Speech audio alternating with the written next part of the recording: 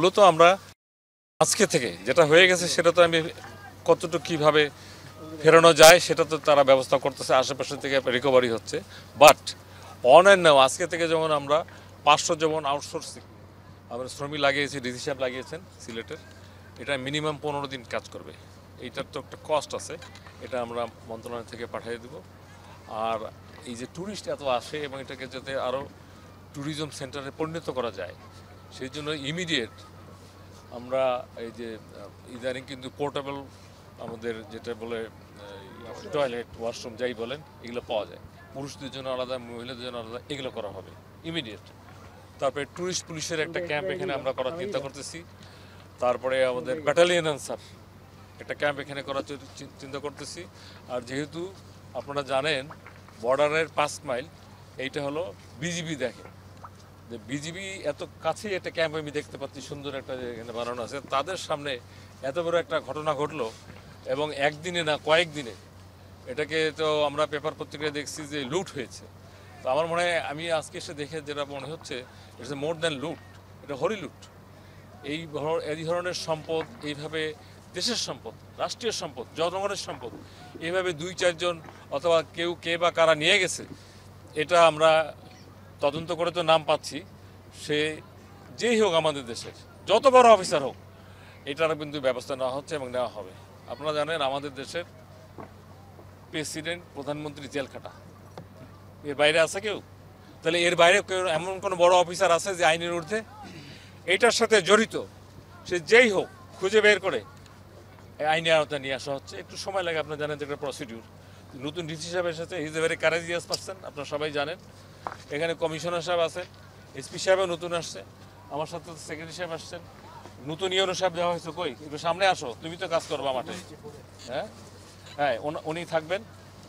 আমরা এখানে একটা প্যাকেজ প্রোগ্রাম ইমিডিয়েট নেব যাতে এইটাকে প্রোটেক্ট করা হয় এবং ট্যুরিজমকে কী বলা হয় আমরা যে প্রমোট করা হয়। এই জন্য আমাদের এখন যিনি বাণিজ্য মন্ত্রণালয়ের মাননীয় উপদেষ্টা, উনি কিন্তু ট্যুরিজম অ্যান্ড বিমানের উনিও আগ্রহ প্রকাশ করেছেন। এই যে কয়টা আমাদের এই এলাকাগুলো আছে, নাম বলো তো এলাকাগুলো 5টা। একজন বলেন, শুনুক ভালো করে। সাদাপাথর, জাপলং, বিছারাকান্দি, রাতারগুল, দোবাছড়া, এই যে কয়টা আছে এই কয়টা ট্যুরিজম সেন্টারের সাথে লিঙ্ক করে, যেখানে রাস্তা ভালো আছে, যেখানে রাস্তা ভালো নাই, রোডস অ্যান্ড হাইওয়েকে ইনক্লুড করে এই রাস্তাগুলোকে ভালো করে যাতে এখানে আসলেই সবগুলো জায়গায় মানুষ ট্যুরিস্ট যেতে পারে, এটা একটা আমাদের টার্গেট।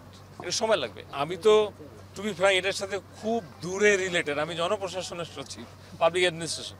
এটার সাথে প্রথম যিনি জড়িত তিনি হলো আমাদের এই খনিজ সম্পদ জানেন। ওনারা কিন্তু এসেছিলেন, 2-3 উপদেষ্টা এসেছিলেন, একবার তো এত দূর আসতেই পারেননি। জনগণ যেটা চায় যে তাৎক্ষণিক একজন সরকারি কর্মকর্তা কর্মচারী যখন চাকরি করে কোনো অপরাধের সাথে জড়িত হয় তাকে আইনের আওতায় আনতে গেলে, আপনারা সাংবাদিকতা করেন নিজেরাই জানেন, একটা প্রসিডিউর আছে। সেই প্রসিডিউর অলরেডি শুরু হয়ে গেছে, জনগণ দেখতে পাবে এবং ভবিষ্যতে এটার সাথে জড়িত যারা এই কাজে করে মনে করেন রুজি রোজগার করতো, মনে করেন তাদেরকে অন্য কোনো পেশায় নিয়োজিত করা যায় কি না সেটাও সরকারের প্ল্যানে আছে এবং সেটাও আমরা চিন্তা করতেছি, মাস্টার প্ল্যান। আপনি যেটা বললেন, এত কথা মানুষ জানতে চায় না। মানুষ জানতে চায় পাথর কেন চুরি হলো, পাথর কেন আসলো না, আমরা কি করব, আমাদের এখানে টুরিস্ট আসে না, এই কথাগুলো জানতে চায়। প্রশাসন মন্ত্রী অনেকে মনে করে শুধু divisional commissioner, DC, UNO, AC land, but it is not.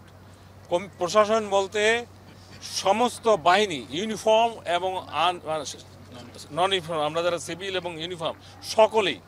এবং এবার আমরা যে কাজটা করব এটার সাথে রিলেটেড যেই থাক সেই বাহিনীও এর বাইরে যাবে না।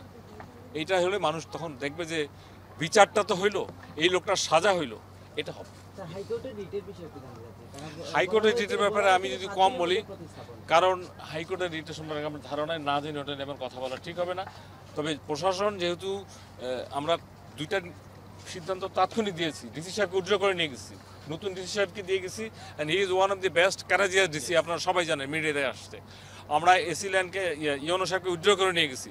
এসিল্যান্ড যেখানে দরকার ডিসফাংশনাল করেছি, এখানে ফাংশনাল সিলেক্টেড যে লোকগুলো কাজ করবে জনগণের সাথে, আপনাদের সাথে মিলেমিশে। এখন একটা ইন্টারিম গভর্নমেন্ট, এই কয়দিন আমরা সকলে মিলে কিভাবে আরও ভালোভাবে এই দেশটাকে চালাইতে পারি। আমাদের সকলের টার্গেট হলো দেশ, দেশ ঠিক তা আপনি আমি সবাই ঠিক, আমাদের টার্গেট একটা। যা করার যতটুকু করার আমি এখান থেকে যে সেই ব্যবস্থাগুলো নেব রিলেটেড টু পার্সন, তার মানে যে বিভাগেরই থাক ছাড় দেওয়া হবে না।